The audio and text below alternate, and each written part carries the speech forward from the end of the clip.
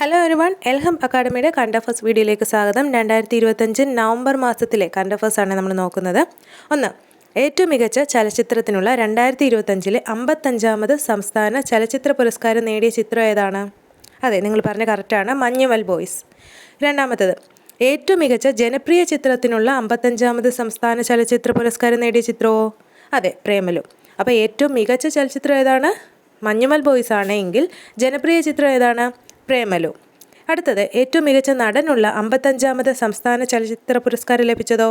മമ്മൂട്ടിക്കാണേ. ഭ്രമയുഗമാണ്, editing mistake കൊണ്ട് ക്ഷമിക്കുക.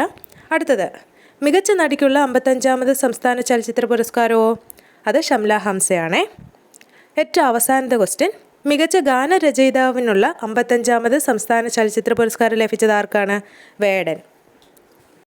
Manjummel boys, Premalu, Mammootty, Shamla Hamza, വേടൻ. ഇത് ഇത്രയും ഒന്നും കൂടി നിങ്ങളൊന്ന് വായിച്ചു നോക്കിക്കോളൂ. ഇഷ്ടപ്പെട്ടെങ്കിൽ സപ്പോർട്ട് ചെയ്യാം. താങ്ക്